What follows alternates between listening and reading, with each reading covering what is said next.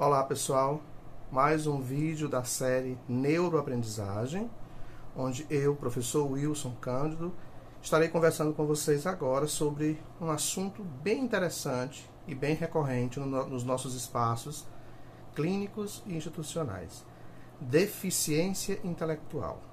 Deficiência intelectual e às vezes algumas confusões com relação aos transtornos específicos da aprendizagem. A gente não pode mais confundir esses dois termos.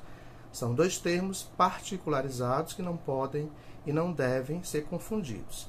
Então, quando eu falo de deficiência, utilizando a conceituação da Lei 13.146 de 2015, Lei Brasileira de Inclusão da Pessoa com Deficiência, eu digo que deficiência é a pessoa com impedimento de longo prazo de natureza física, mental, intelectual ou sensorial.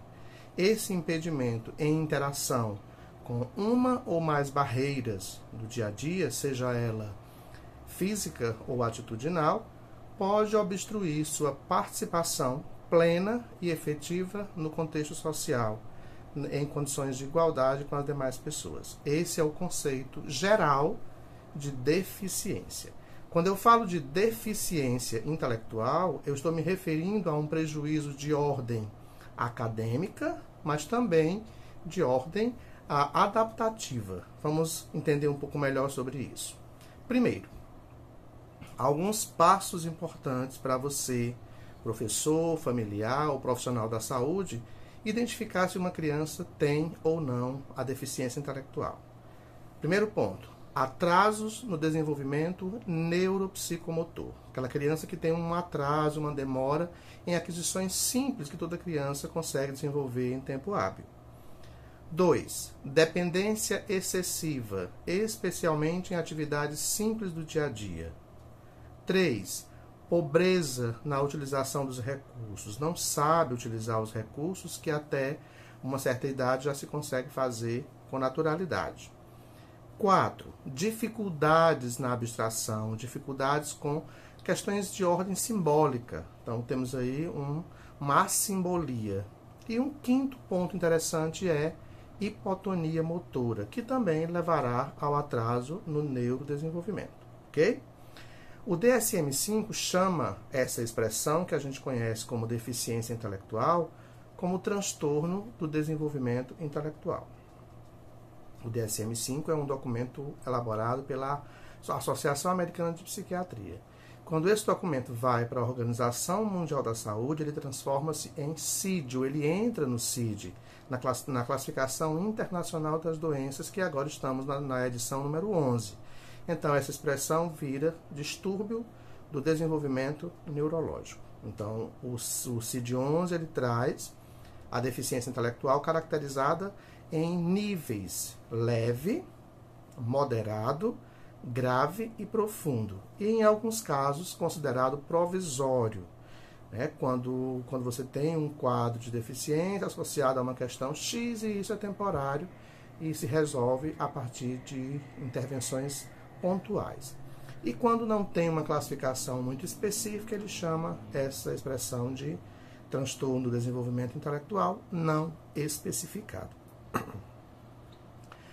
Para que eu entenda o que é a deficiência intelectual, eu vou dizer que é um transtorno com início no período do desenvolvimento, lá no neurodesenvolvimento, e isso inclui questões importantes como déficit funcional, é o primeiro ponto, tanto de ordem intelectual quanto de ordem adaptativa, de autonomia.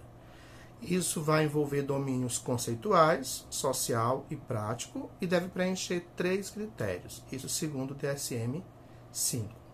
Primeiro, déficit em funções intelectuais, como raciocínio, capacidade de resolução de problemas, de planejamento, de pensamento abstrato, juízo de realidade, aprendizagem acadêmica e aprendizagem pela experiência, que vai ser confirmado aí por uma avaliação clínica. Tá? Esse é o primeiro ponto que o DSM-5 traz, que é o déficit em funções intelectuais. Se a gente observar bem, função executiva. O segundo ponto que o DSM-5 traz para a gente caracterizar a deficiência intelectual são déficits em funções adaptativas, que vão resultar em dificuldades ou fracasso para atingir padrões de desenvolvimento e socioculturais em relação à independência pessoal e ao contexto de responsabilidade social, de autonomia, de autogerenciamento. Sem apoio, esse prejuízo vai trazer dificuldades na adaptação que vão limitar o sujeito em uma ou mais atividades diárias ou adaptativas ou condutas adaptativas, como capacidade de comunicação, capacidade de participação social plena e vida independente e autônoma. Isso em múltiplos ambientes, em casa, na escola, no local de trabalho e na comunidade. São questões ligadas aí ao DSM-5. O terceiro, né, o item 3, esse prejuízo intelectual, ele se inicia lá no período inicial, básico do desenvolvimento infantil. Tá? Então, a gente não chama mais a expressão de retardo mental, e sim de deficiência intelectual ou transtorno do desenvolvimento intelectual. Se eu for conceituar esse quadro de deficiência intelectual, eu vou dizer que seria uma capacidade intelectual ou funcionamento intelectual abaixo da média, que vai acontecer ainda no período inicial do desenvolvimento infantil, com manifestação antes dos 18 anos de idade. Isso vai estar associado a limitações em duas ou mais áreas do que a gente chama de condutas ou habilidades adaptativas, né? A capacidade de responder de forma adequada às demandas do meio, nos aspectos de comunicação, cuidados pessoais, habilidades sociais, desempenho familiar e na comunidade, independência na capacidade de ir e vir, locomoção, saúde e segurança, desempenho escolar, lazer e trabalho, tá? Essa é a caracterização da deficiência intelectual, que tem uma prevalência geral da população em torno de 1%. É um quantitativo bem significativo, né? Com variações aí em decorrência da idade. A prevalência da deficiência intelectual grave é de 6 por 1.000. A cada 1.000 crianças, a cada 1.000 pessoas, 6 podem estar dentro do que a gente chama de deficiência intelectual grave. Então, o início se dá muito cedo, precocemente, né? A idade e aspectos característicos no início depende aí da etiologia e da gravidade da disfunção cerebral, e isso vai trazer, enquanto característica para a percepção da deficiência intelectual, atrasos em marcos motores, linguísticos e sociais, que podem ser percebidos nos primeiros 2 anos de vida, entre aquelas que têm deficiência mais grave. Os níveis leves podem ser identificados somente quando a criança encontra-se no contexto escolar, onde as demandas vão crescendo e ele passa a ser comparado com outras crianças e se percebe aí alguns prejuízos mais significativos, né? Para a classificação diagnóstica, todos aqueles critérios citados anteriormente devem ser preenchidos.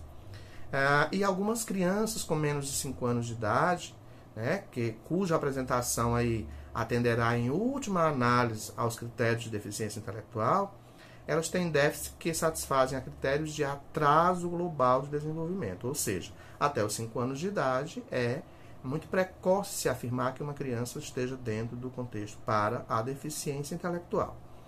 Quando a deficiência intelectual está associada a uma síndrome genética, pode aí trazer características físicas evidentes, né, como a síndrome de Down, que é o carro-chefe aí do que a gente chama de deficiência intelectual característica, assim como pode estar associada a outros quadros sindrômicos.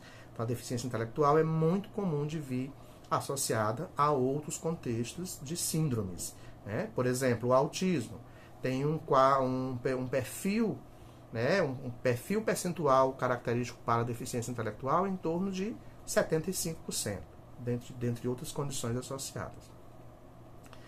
Também podemos falar de deficiência intelectual adquirida. E aí, quando a gente fala nas formas adquiridas, o aparecimento pode ser após algumas doenças, como meningite, ou encefalite, ou traumatismo encefálico, durante o período de desenvolvimento infantil da criança ou ao longo da sua vida. Quando a deficiência intelectual decorre de perda de habilidades cognitivas já adquiridas, né, como em lesões cerebrais traumáticas, pode ser atribuído aí tanto o diagnóstico de deficiência intelectual quanto o diagnóstico de transtorno neurocognitivo. E aí requer estratégias diversas clínicas institucionais voltadas à neuroplasticidade. A deficiência intelectual, em geral, não é progressiva, porém, em algumas condições genéticas, como, por exemplo, síndrome de Rett, que já foi um tipo de autismo e hoje é um quadro independente, né? Há períodos de piora, seguidos aí de estabilização do quadro. E em outros quadros, como, por exemplo, na síndrome de Sanfilippo, ocorre aí uma piora progressiva na função intelectual. Tá? Só para frisar aí que a deficiência intelectual ela pode vir associada a diversas outras condições diagnósticas.